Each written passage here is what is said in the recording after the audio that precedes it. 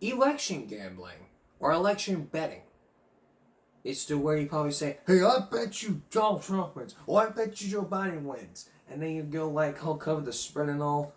But could you predict the future of this election year? John Stossel gives you his take on election betting. What will happen in the future? How might we better know? Wall Street is turning to the political stock market, predicted. The political stock market? Yes. Just as stock markets provide useful predictions about the future of companies, election betting markets predict things like who will be the next president. This site, Predicted, has Biden, DeSantis, and Trump as the current favorites. It also predicts odd things like which administration member is likely to resign next. All this is useful information. But for some reason, American bureaucrats working at an obscure agency called the Commodity Futures Trading Commission want it shut down. The CFTC is just saying, shut them down. Why? Did they steal user funds? Lie to people? Harm anyone? No. In fact, its odds are cited by media around the world.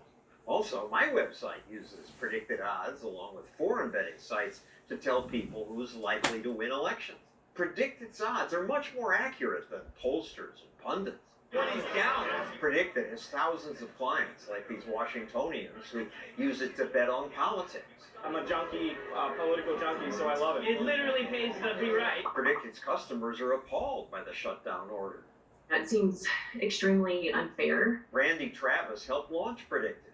You've been operating for 8 years, it's gone well. All of a sudden, you get this letter. Yeah, it was kind of heartbreaking. Predicted will now fight for its life in court. Why can't people bet what they want? Is there consenting adults? I wish they could too. Americans cannot just bet on what we want because 5 CFTC commissioners get to decide what's legal. Only one of these 5 publicly supports election markets. The commissioners are all lawyers, and lawyers tend to like regulating us. As this commissioner puts it with a big smile, Congress Gave the CFTC very broad authority. None of the commissioners would talk to me to explain why they kill a useful site like Predicted. Of course, many people are prudish about gambling. This Bloomberg anchor seems to be. Isn't this gambling? Why should this be legal? What's she saying? There's sports betting, there's casinos, lots of gambling is legal. And you can also make the argument that the stock market is gambling. Down another 18%.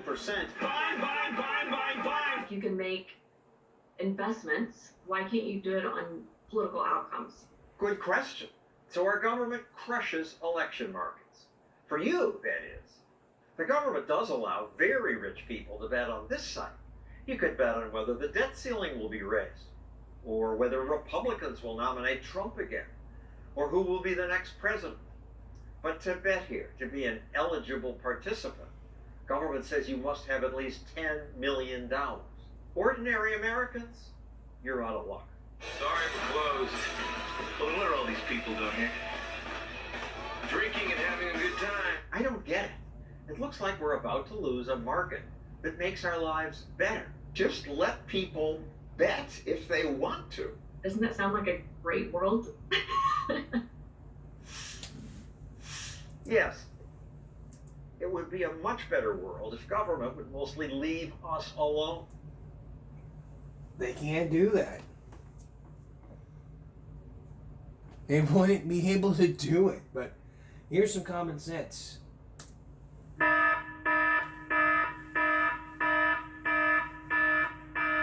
To all you election gambling dummies, gambling is illegal. In every city that you live in, except in Las Vegas, gambling is illegal. ILLEGAL. Illegal. Get it? Dum-dums? You dum-dums out there want to sit there and just bet? Hey, I bet you $10 that Trump be president. Oh, I bet you my Netflix subscription that Joe Biden will be next president. It's illegal. And states have a say in this. And even politicians.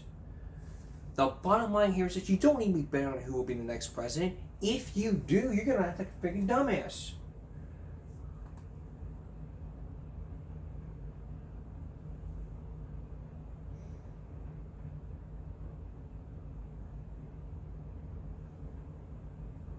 You ain't have fake farmers, and even Mr. Drew could even be waiting, and even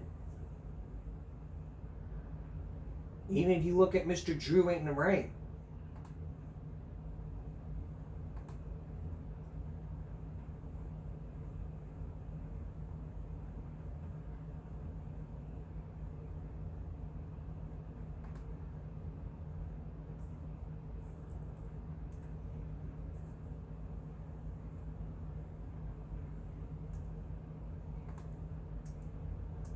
It's the same way in the rain.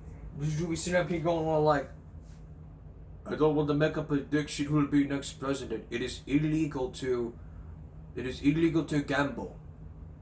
Whether it's poker or whatever. It is illegal. Even then we have to understand that gambling is illegal. You may remember years ago that there was a shooting that happened right before Columbine. Well, now the mother, and for now the very first time, the mom speaks out. And also for the first time, there's a letter that happened to one of the boys that committed that school shooting. You'll hear that coming up. And later on, a survival story like no other that involved electrocution and the military. Stay with us. Well, years ago, there was a school shooting that happened in Jonesboro, Arkansas, where a 14-year-old, where two boys pulled a fire alarm, and a 14-year-old who had the gun. Tonight, for the very first time, you're going to hear the letters that he wrote while he was in jail. And also for the first time, the mother of that 14-year-old speaks out telling her side of the story. Will we ever know more about that Jonesboro, Arkansas shooting years ago or years later? Remember, it was 15 years ago that incident happened. Now coming up into its 16th to 17th year anniversary, we'll probably know more than meets the eye. Here's Bob Dotson.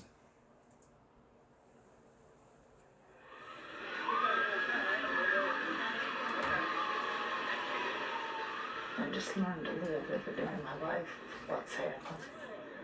And hopefully we'll all come through this and be stronger and better people for it. I hope. Gretchen Woodard can't imagine why it all happened. What possessed two little boys, one of them her son, to pull a fire alarm at their school and open fire on 15 fellow classmates and teachers, killing 5.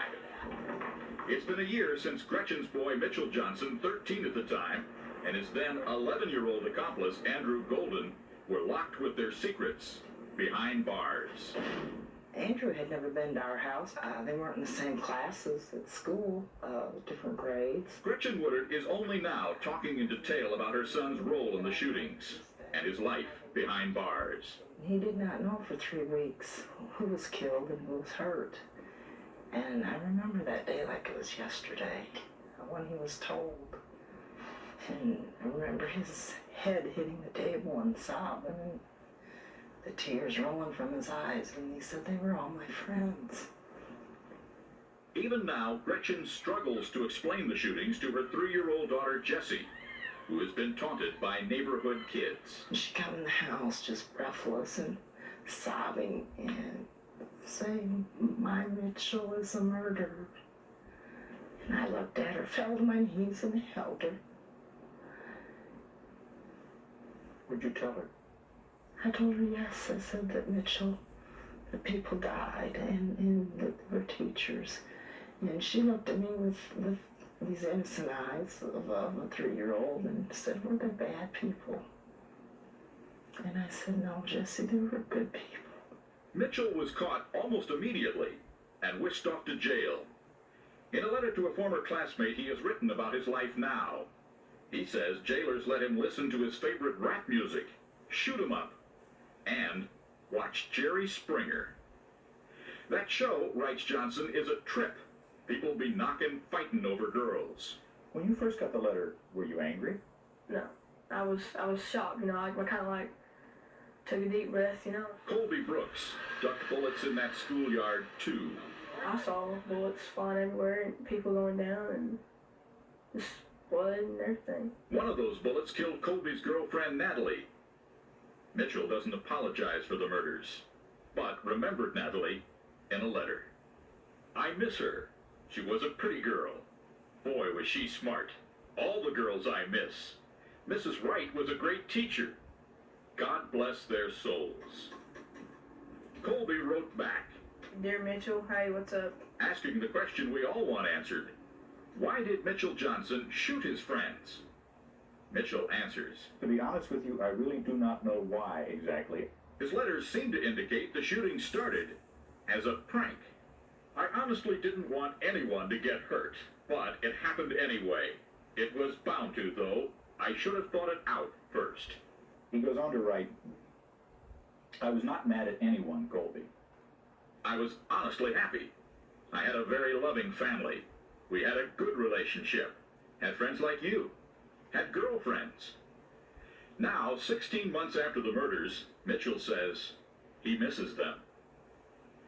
He goes on to ask Colby, is it hard to write to a person like me, a murderer of both yours and my friends? Is it hard? I understand the pain. You may not think of it like this, but I have the same pain you all have. I lost friends like you did. The only difference is, I was the one doing the killing. I imagine it's hard on him too, but it's tougher on us. It's real tough. There is no why. He cannot tell you why. Does it bother you that he doesn't know why? You know, if there was a why, I would go to the ends of this earth and say, I'd be the first one out there saying, you know, this is why this happened. But his mom admits Mitchell and Andrew did plan the shootings, even stole a getaway car. These two little boys went to 3 different gas stations trying to get gas in my van because it sat on empty. And they were too little, nobody turned on the pumps for them, but why didn't somebody call the police? Before they shot those 15 friends. He said to my mom so many times, oh, Grandma, I ruined my life in 10 minutes' time. Now Mitchell's home is a cell for at least 7 years. His family is allowed to see him twice a month. Under Arkansas law, Mitchell must be released at age 21. Nearing his 15th birthday, he writes, I haven't changed. Not personally, anyway. I'm still the same kid you knew before. The only difference is, I'm locked up. But Mitchell is making good grades in the detention center and getting special privileges. We get to go up to the gym every Wednesday night. We eat free world food, too. Boy, do I ever miss that. McDonald's, Wendy's, Arby's, all that. Kind of breaks your heart to hear a child talk about the free world. I know there's a lot of moms and dads wondering how he's doing. How is he progressing? Because he will be back out again. And that's frightening to a lot of people. Yes. And I understand that. You know, like I said, I'm very grateful. This facility, I had heard horror stories about. They're doing the best they can to give him an education. But what is he doing to become a better man? He's a child yet, too. I think he works very hard, not just to cover this up, but to get down and look at the possibilities of why this happened. What do they tell you?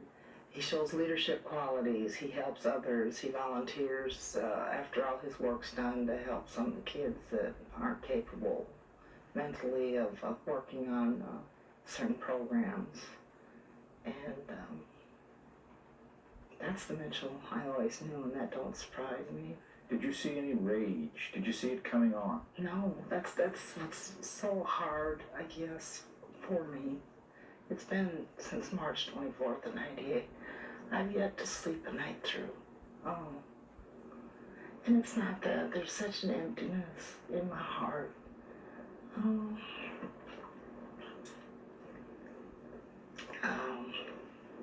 you know, your whole world goes upside down. And yes, there's days, especially after this happened, that you question everything.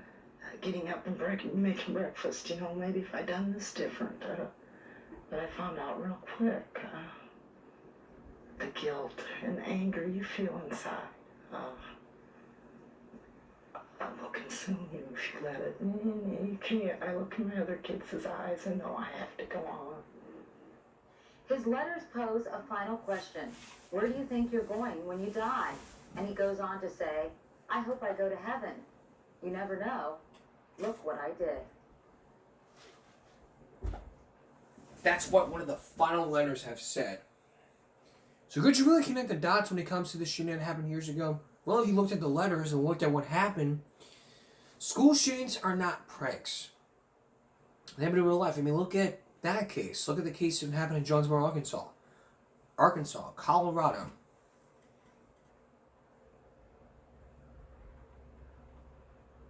Virginia Tech. There's also the Sandy Hook, Uvalde, Oxford. Every time there's a school shooting happening, it's just as simple as, you know what I mean, I don't even want to talk about it. I mean, it's just, I don't even know, but alright,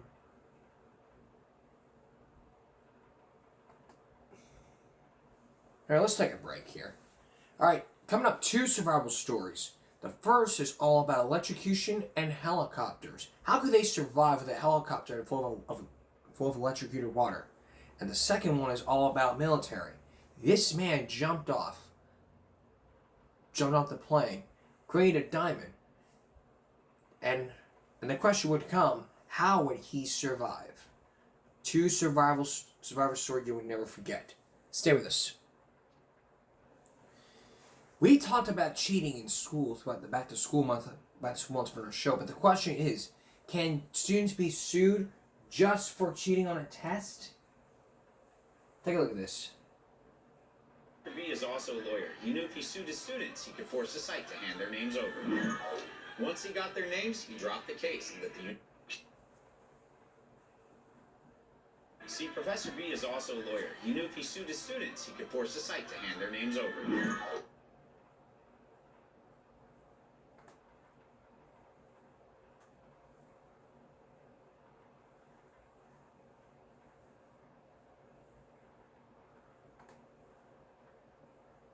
Actually, there was this one guy. Well, this professor sued his students for cheating on a test. Professor Chick-fil-A just served me a... See, Professor B is also a lawyer. He knew if he sued his students, he could force the site to hand their names over. Once he got their names, he dropped the case and let the university deal with them. So next time, think twice about What did you say, Aaron? No. Are you a cheater? Actually, there was this one guy. Well, this professor sued his students for cheating on a test. Professor Berkovitz of Chapman University found out his students were sharing his exams online. Only problem, it was all anonymous, and the website wasn't going to hand over identities. Since he wrote the test himself, he sued him for copyright infringement. See, Professor B is also a lawyer. He knew if he sued his students, he could force the site to hand their names over. Once he got their names, he dropped the case and let the university deal with them. So next time, think twice about What did you say, Aaron? No. Are you a cheater? Actually...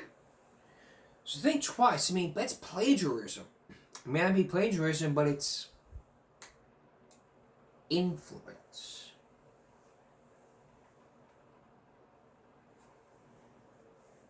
Alright.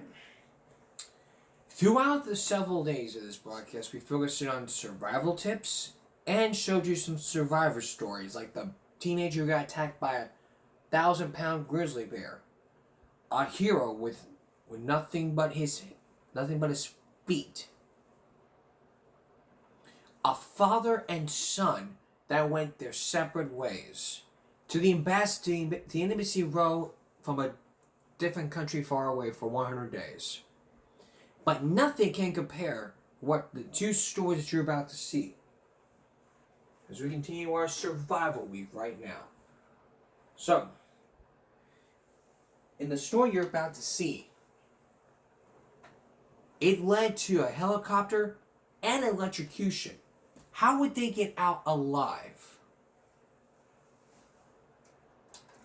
And what would it take to ever happen. Torrent of water Watch. roaring through a normally dry drainage canal. A current so strong it can wash you away, and you're trapped in the middle of it on top of your truck. Where do you look for help? From Los Angeles, Josh Mankiewicz has the story of the heroes who flew to the rescue. Going out, Riverside.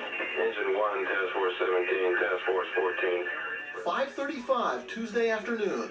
A 911 call sends pilot Larry Harris, firefighter John England, and 3 other crewmen to their helicopter. Rain in Los Angeles always means trouble, and that's what they find after a 7-minute flight, as the rest of the city watches on television. Very precarious, very precise maneuvering by the Los Angeles City Fire helicopter pilot. Only in LA would a paved drainage ditch be called a river. When it's dry, gravel trucks like this one have no trouble navigating it. When it's not, this can happen within minutes. He's been trapped inside the cabin for about the past, 35 minutes. Stranded, his engine flooded, driver Manuel Aldana finds himself on the hood of his rig. He had gone in asking for trouble. Now he was looking for help. But from the air, Larry Harris can see trouble ahead. High-tension power lines on both sides of the channel, with more wires crossing the channel directly above the truck. But Larry Harris has been flying to scenes like this one for 18 years, and he decides to bring his chopper in underneath the wires. How much clearance did you have? We probably had 15 to 20 foot in most cases. So less than 15 or 20 feet. Right. That's cutting it pretty close. That's cutting it pretty close. But the airborne rescue team has little choice. The water is rising. Fire crews on the bank of the river are unable to reach Manuel Aldana, and swimming isn't an option with this current. Firefighter John England is lowered on the hoist. He's going to try to pluck Aldana out of the water with a very small margin for error. One wrong move could cost him his life possibly by knocking him in the channel, and we could maybe not retrieve him then. You've never done a rescue before. I knew you were going to bring that up. An LA City firefighter for 16 years, John England only went airborne a year ago. He's been training for months, but this rescue would be his first. I was looking up as I was being lowered. I saw how close the wires were above the ship. I knew I needed to get down there as fast as I could, get in there, get them strapped in, and get out of there so we could make use of the daylight we had. And that's another problem. The light is fading, and with it, the hopes for a quick rescue. We wanted to get in and get out. How much more difficult does a rescue become when it gets dark? Probably tenfold. Now, racing both time and tide, John England is lowered to the truck where Manuel Aldana waits. He allows England to wrap a harness around him. Then England gives the signal to raise the hoist. And with his precious cargo spinning beneath him like a top, Larry Harris carefully backs his helicopter out the way he came in. I was asking him several times on the way up if he was okay and making sure he was hanging on, how was he doing, and he nodded. He said, yeah, he's fine, and fortunately got to the ship finally. For John England, his first air rescue is a success. For the veteran Larry Harris, it's another day at the office. You seem pretty calm. Was your heart beating fast at that point? It's something that is never second nature, but you certainly learn to have the ability to cope with anything that comes along. And if the bell rings right now? We're ready to go. There are hundreds of miles of those concrete flood control canals in Los Angeles. The LA Fire Department's motto is, when it rains, stay away, stay alive. But if you do get trapped in one, they say never try to swim out. Wait to be rescued. Wait to be rescued. That's always the great advice. But there's nothing like falling out from the sky. When we return, could you survive falling out of the sky when you're bungee jumping from the when you're going skydiving? It happened to one person from the military, and as you're about to see, what happened next would even leave you stunned. Stay with us. Welcome back to Gimme a Break's Survive Special, where we're looking at some tips on how to make sure you survive throughout the night, the day, if you're lost in the wilderness, to even surviving school shootings, to even some survivor stories from the hit magazine show Dateline. So far, we've seen some people who have been trapped by raging rivers and a helicopter deciding whether to rescue or not. The next story you're about to see comes from the second volume in this case. It's a story that happened in the military. A question for you would be, could you survive skydiving from over 100 feet from the elite Air Force? The man you're about to meet did, and as you'll see, it's one of the first stories ever. And as a matter of fact, when I first watched this after I got the tape, I was kind of shocked. And I will tell you, it wouldn't be a Give Me a Break first. Even if it was, a Give Me a Break first, I wouldn't even be here talking about this with y'all.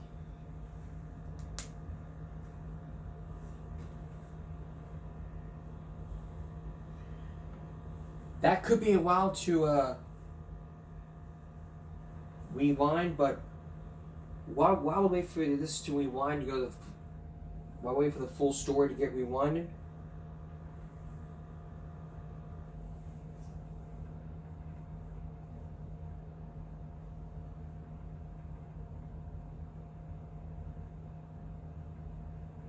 can it be a crime for your kid to let your kid skip school? Parents take you out of school for a long vacation? Not unless you want them to go to jail after. Okay, that's on the harsher end of the spectrum, but every state has laws on how much school you're allowed to miss. So if your parents take you out of school for a long time, they'll have to get clearance with your school first. And you might even have to do independent study during that time, so you don't fall behind. Parents who fail to do this could face fines up to thousands of dollars, and yes, even jail time. So stay in school, kids. Remember, knowledge is power. The power to get your dumb stepdad Rick in trouble by cutting classes because he gave you that new PlayStation for Christmas. Shut up, Rick. You're not my real dad. Can your parents... So the answer to that question is yes, you can. According to truancy laws we talked about in each state, there are laws requiring that kids go to school every single day, unless they have a medical unless there's a medical emergency or a medical absence that keeps your child out of school, or an approved absence by the school district. So, if you take a look at all these folks, they're doing some skydiving. And as you're about to see from this next, like I talked about, this next one you're about to see could leave you on the edge of your seat while eating some popcorn. So, for those in the military that saw this story on Dateline years ago, it's now on the survival tape. And if you want to get that, you look it on Amazon. I have all 3 volumes of this. And next week, we're going to continue showing you survival stories, as well as showing you how to survive miraculous things. We showed you how to survive in the wintertime and during if you lost out in the wilderness. But this one would even take the cake. Here's John Scott. Lived in the moment. Sorry, I had it on mute.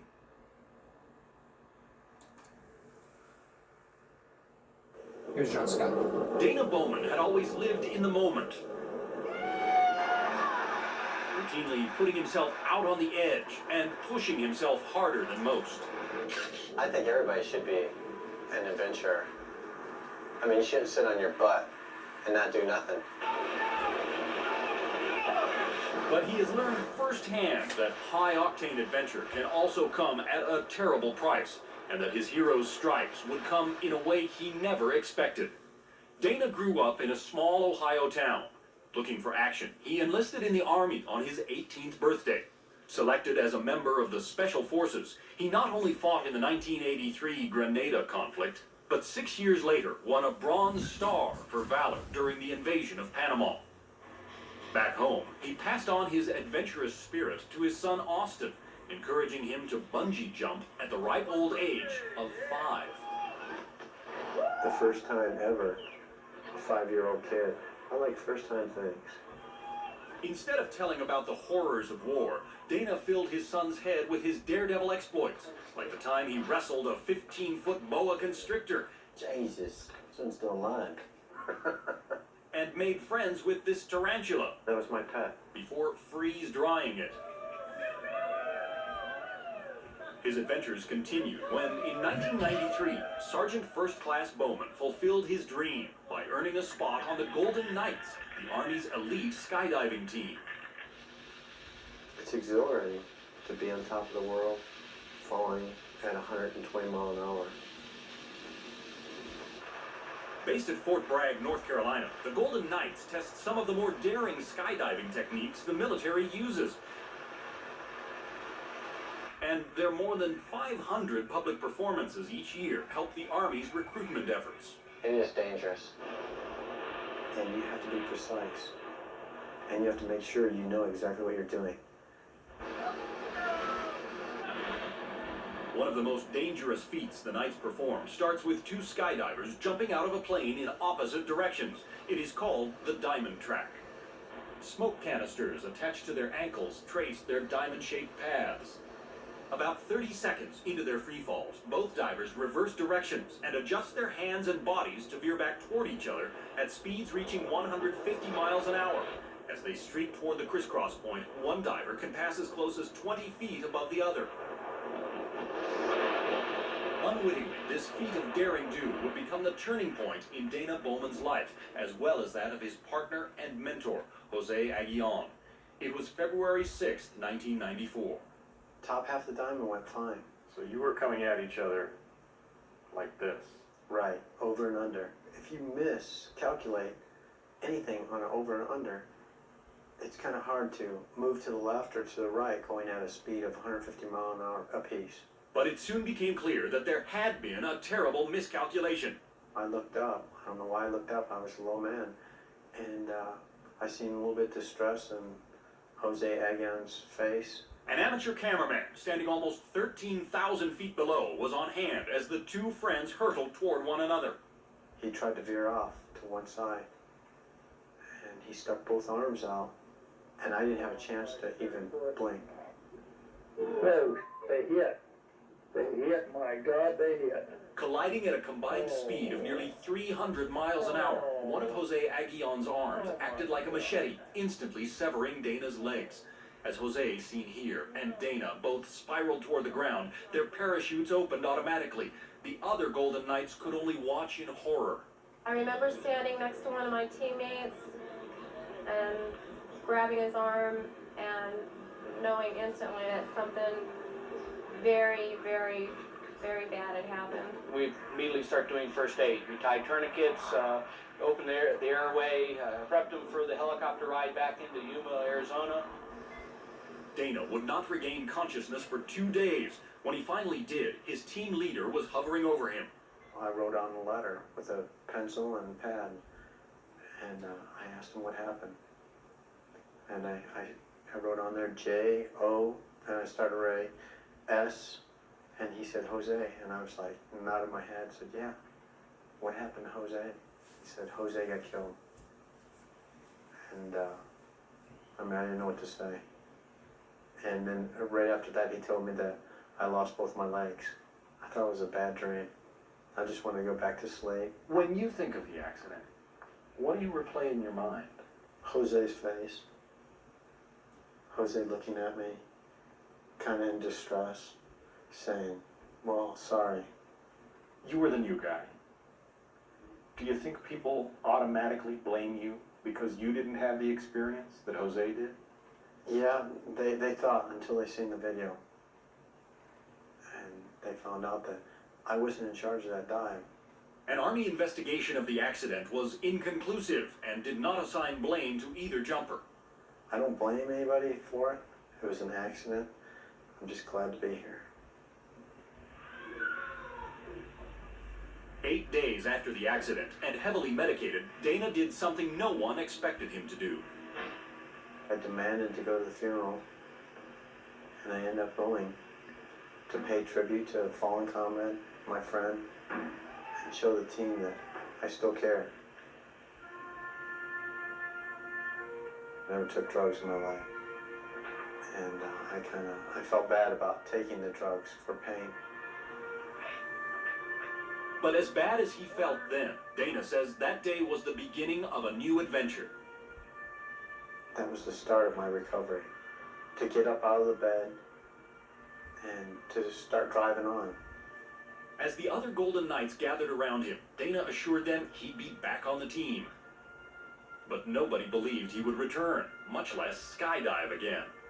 Soldiers who are severely injured routinely take disability benefits and are discharged. So after the accident, you were told, sorry, there's no future for Dana Bowman in this arm. Right. But I asked him why. And when I persisted in that question, why, it kept getting pushed off. Well, we don't know why, but we don't have the ability to let you stay in. There has never, ever been a double amputee to re-enlist in the military. That's right. No double amputee had ever re-enlisted in the armed forces. But because Dana's tour of duty was up soon, he intended to become the first. You have to kind of look at it like this.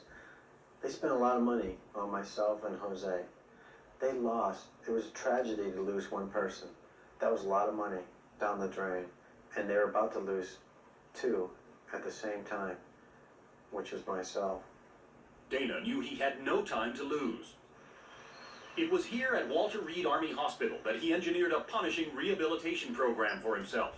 Most new amputees walk with the help of crutches for 6 weeks. So determined was Dana, he was off crutches in 4 days. Imagine walking on 2 stilts. That's what it's like. Dr. Tom Temple remembers that Dana wore out 4 pairs of artificial legs that the hospital provided him, and affectionately calls him his most uncooperative patient. This man really just wanted to move forward. And he didn't see the things that we saw as obstacles. As if things weren't tough enough, Dana's wife, whom he had married shortly before the accident, left him. That was probably the most devastating. It was then that Dana turned to his young son Austin from a previous relationship to cheer him on. He's more determined now that he wants to show the world that he can do it now that he lost his legs and he's not going to be a crippled person. In August, just 6 months after the accident, Dana got a weekend pass from the hospital to attend a wedding. This was the opportunity he had been looking for.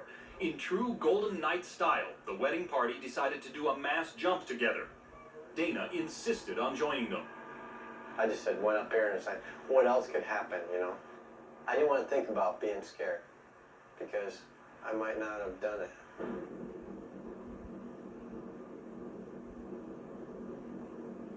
It was great.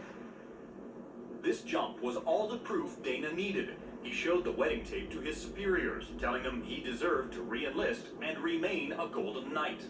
You had to take those prosthetic legs and kick down some doors at the Pentagon. I did. I was overwhelmed with his determination, his doggedness.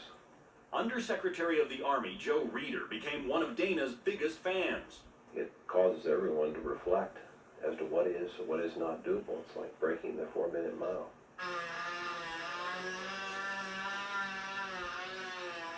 Dana has a way of doing that. Getting people to do the undoable. Wow. Like getting prosthetist Mike Joyce to create skydiving legs of virtually bionic proportion. Dana Bowman has allowed our profession to leapfrog forward. We've been able to do the things that we've done in the last year with him that probably in the last 5 years no one's come along who's been interested in doing those things. Dana's new titanium legs would be put to the test on a brisk November morning, just 9 months after the collision. But first, over the drone of the propeller, he made history by becoming the first double amputee ever to take the oath of office for re-enlistment. Then 32-year-old Sergeant First Class Bowman made his first official jump. The media came to see a double amputee skydive. That wasn't it. The real thing was, it showed them that the times are changing for the better in the military.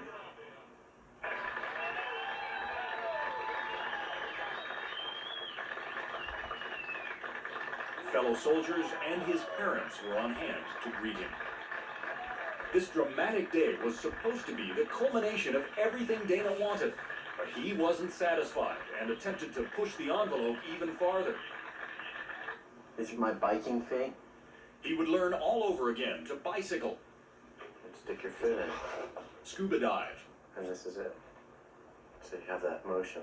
water ski, and dance.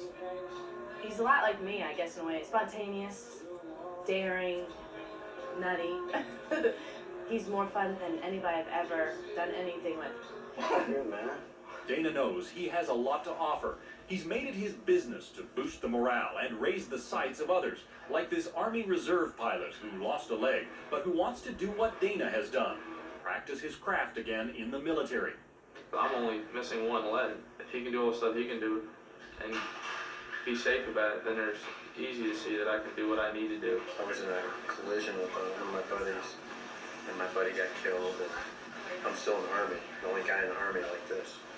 Dana tells his story to anyone who will listen. That's good. I'm doing it to show them that tragedy can be overcome.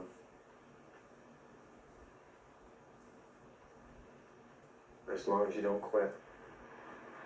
And I never quit.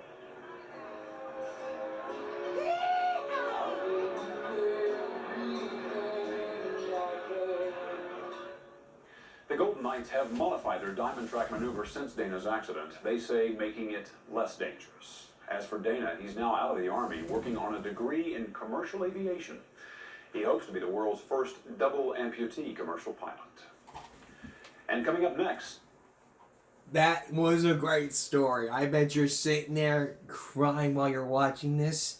And let me tell you, it's one of the great stories ever in this broadcast for the last 7 years. And if I had to make another chart of the chalkboard for the most memorable stories, it would probably be it. But I don't even know. We're going to take a break now. Could you survive with no water when you're lost at sea? These men did. And coming up, Keith Morris is going to share that story with you. Stay with us. Welcome back. For the fishermen you're about to meet in this next story, this is the last thing that you want to see. Look at this. Look at all this. This is something that you would want to see for like the very last time.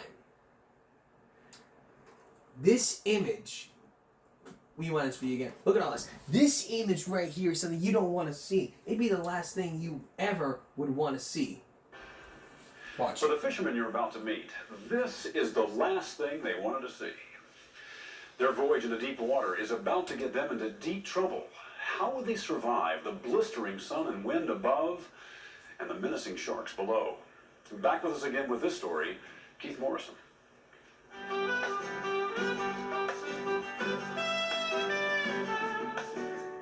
It was an incredible voyage that started from this tiny port, the Caribbean island of San Andres.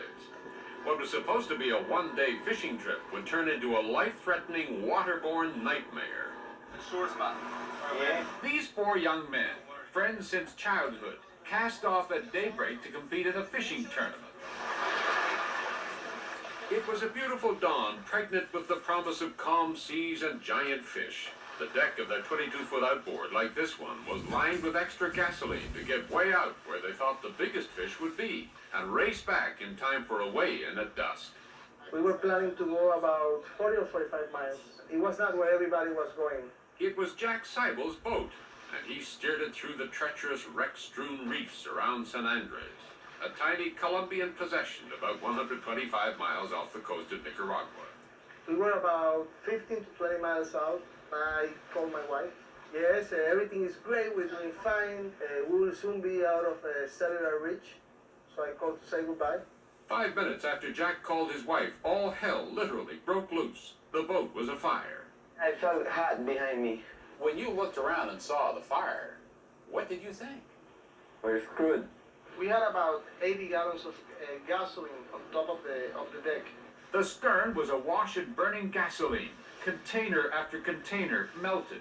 Next thing I know, I was flying in the air towards the front of the boat. They attempted to douse the flames, first using their drinking water, next the 200 pounds of ice aboard, and finally water frantically scooped from the sea. It was a losing battle. Jose was yelling, "Get the cellular." and that's when I got burned, reaching for the cellular. Jack's arm was badly burned. The cellular could not be rescued. And melting, along with the cell phone, was the radio, all the navigation gear, the life jackets, and the boat itself. Finally, there was no retreat from the firestorm. They abandoned ship. There wasn't any time to grab anything. We jumped just as we were. Without a boat, they would certainly die. So they frantically splashed water onto the sides and into what remained of the hull. They were caught between a devil of a fire and the deep blue sea that would drown them if the sharks didn't get them first. We got on the boat while it was still on fire to put out the fire. And somehow they put out the last of the flames. They had battled the fire for 5 exhausting hours. How much water is on the boat that you can drink? Oh, no water. How much food is on the boat that you can eat? No. They took careful inventory of what little they did have. A few fish hooks and a jug of water contaminated by gasoline. And the first day, you're not necessarily hungry or thirsty.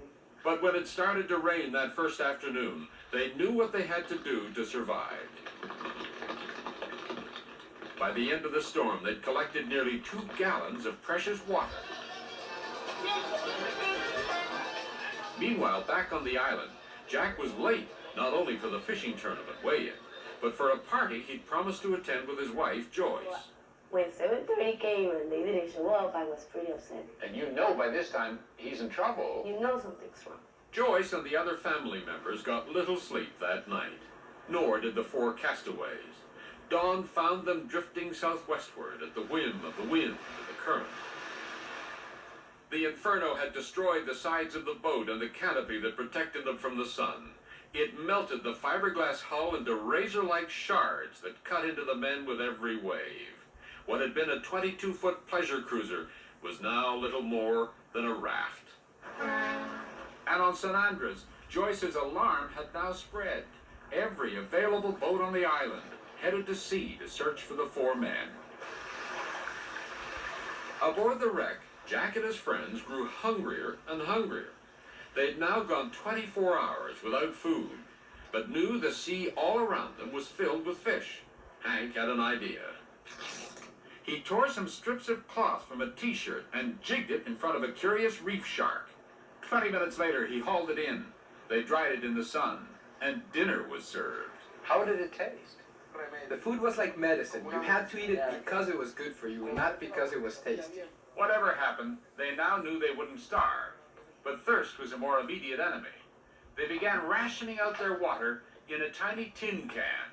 Every 4 hours or so, we would drink a can of water between the 4 of us. It was at least fuel to survive. But for how long? A merciless sun beat down on the hulk, scorching the survivors.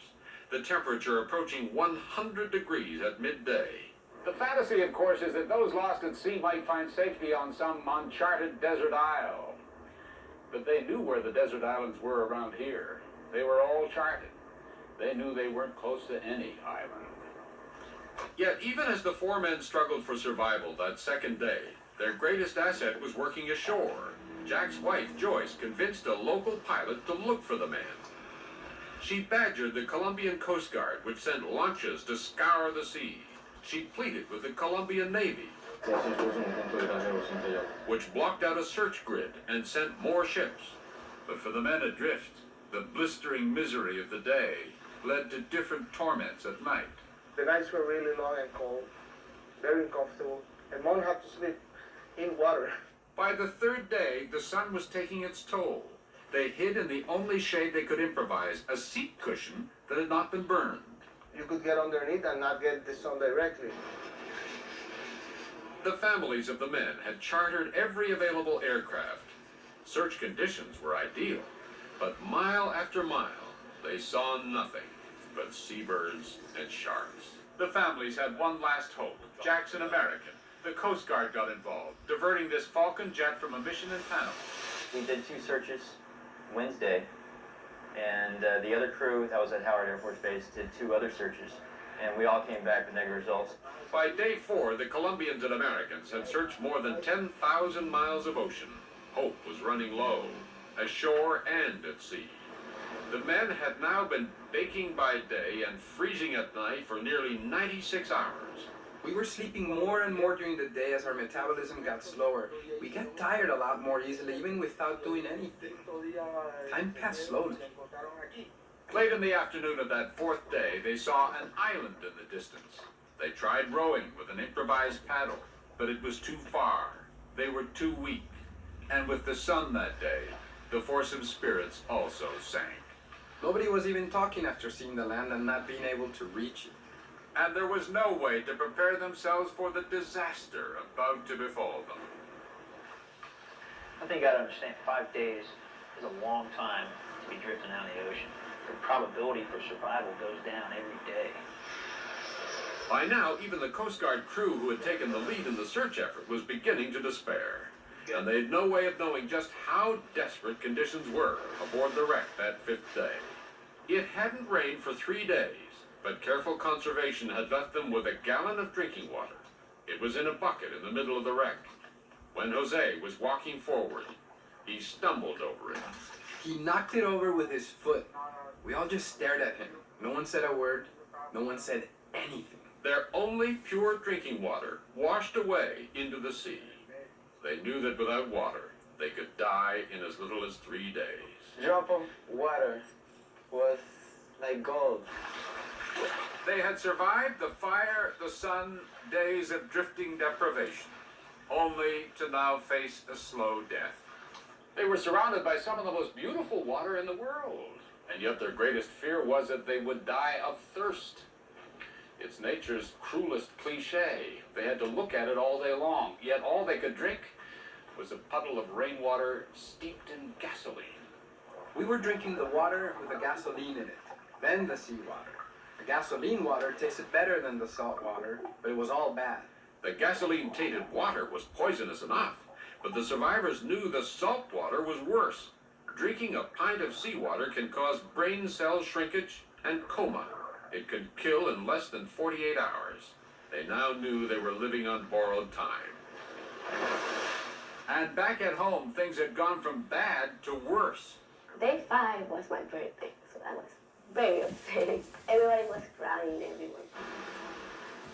5 days of searching across over 16,000 square miles of ocean had yielded nothing. It was as if they had been swallowed up by the sea. On the morning of the 6th day, the one remaining Coast Guard Falcon flew what was supposed to be its final flight. An official at the American Embassy had called Joyce. That morning, he also told me that if they didn't find anything that day, they were going to stop the search. And that final mission proved as fruitless as all the others. The crew flew to San Andres to refuel for their trip home to Panama. It was over. The family members were frantic. With Jack's wife in the lead, they met the crew at the airport and begged them not to give up the search. I almost cried, but I had a belief that if they saw my face, maybe I would touch their hearts. She looked up at me and said, you know, I just want to let you know that you're looking for my husband. And about that same time, the gentleman on my right said, I want to just let you know you're also looking for my brother. And boy, it just really hit home. In addition to their pleas, the family members also had important new information about where their loved ones might be. The families were now convinced that it wasn't the current, but the prevailing wind that held the key to finding the boat. The pilots called their command center in Panama. I said, you know, we have some updated information. We have a gut feeling that they're down to the south. And they said, go for it. The Falcon took off for the southwest. The radar was working flawlessly. I was picking up schools of fish and other trash in the water. So I had to really watch and pay attention to make sure that we got a good solid target. Roger, our comms right now. In addition to radar, the crew used an infrared surveillance system. Yeah, well, 2 miles, we're going back there. 116 nautical miles southwest of San Andres, a promising radar blip. Could it be the fishermen? And could they still be alive after 144 hours adrift? As the Falcon swooped closer at more than 150 miles an hour, they turned on the infrared locator. This is what they saw in the crosshairs. All right, I got an object in the water. As they dived toward the water, the object in the crosshairs became clearer. I was looking at it through the infrared. And within a mile, I could tell it was a boat.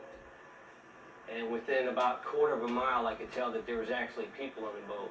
After 6 days lost at sea, they were found. But the mission was far from over. The Coast Guard crew was appalled by what they saw. Man, but that's a hellacious fire, though, in that boat.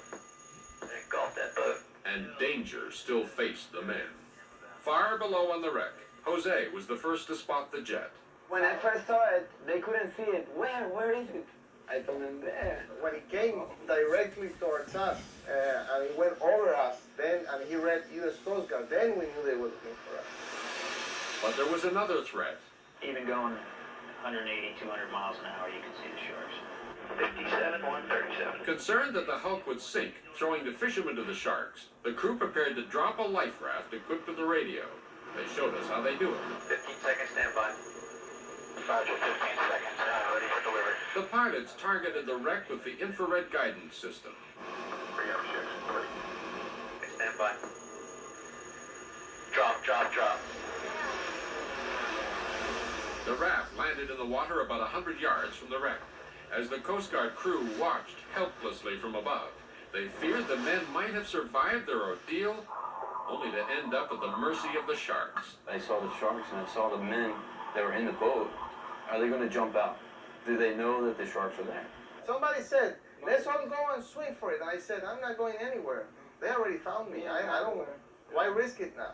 So, using the seat cushion that had survived the fire, they rowed toward the life raft.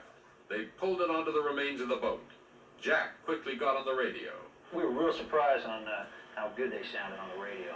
On the life raft along with the radio were emergency rations. They proved a mixed blessing. And what was on board there? Candy. Candy? And water. A little bit. And the water was four very ounces. small containers, 4 ounces. But newfound habits die hard. He took the water. He didn't want to give us the water.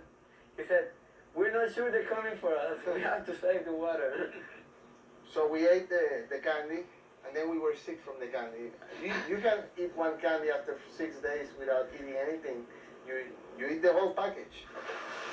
And while the survivors were eating themselves sick on the candy, the Coast Guard crew radioed San Andres with news that the 4 were still alive. The island's rescue coordinator called Joyce at home. My heart started going like 1,000 miles per hour. And far out at sea, the Falcon remained overhead as long as it could. The pilot banked the Falcon northward and headed for San Andres and an unbelievable reception. There was about 300 people that stood up and started screaming and cheering and crying and hugging us. It was like being the headliner at a rock concert. And so the Coast Guardsmen joined the celebration and the wait for the boat that would bring in the rescued fishermen. It was a vigil and party that lasted all night. Just before dawn, a rescue boat with the survivors aboard finally emerged from the darkness. We started screaming and the people started clapping and it was very exciting. It was the first out of the boat. But nothing could have prepared Joyce and the others for how their survivors looked. Their bodies black from oil and soot. They were exhausted with thousands of fiberglass shards ground into their skin. Amazingly, all 4 survivors were out of the hospital in a matter of hours. Today, Jack Seibel has a new boat and newfound respect for the sea and his friends. We have something special between us, I think. We were friends before, and now we are friends with experience that holds us together.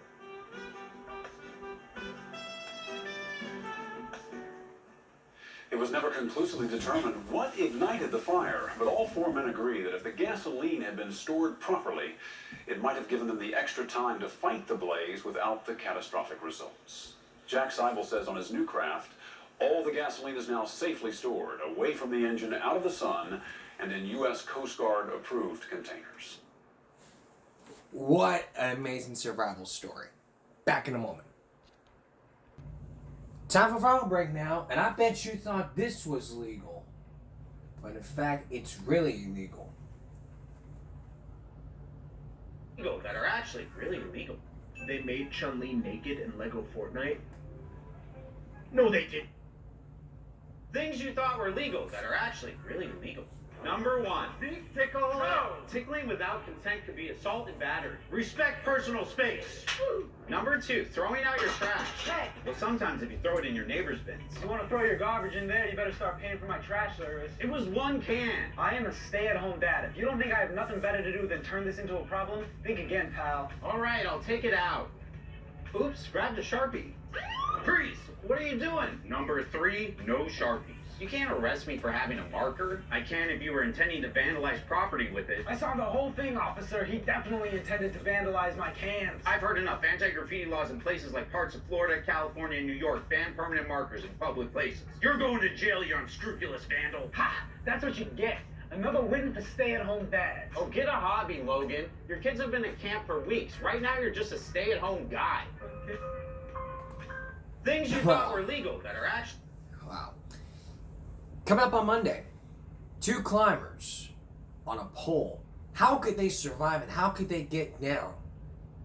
A remarkable story as well as a firefighter story. Even a man who didn't know how to fly a plane and with someone guiding him. Our survival series continues all next week. So that's all for this edition of Game Break Saturday going to Sunday. We'll see you again for Game Break Monday. Stop bullying, speak of concentration, not strength. For all of us here at YouTube, good night.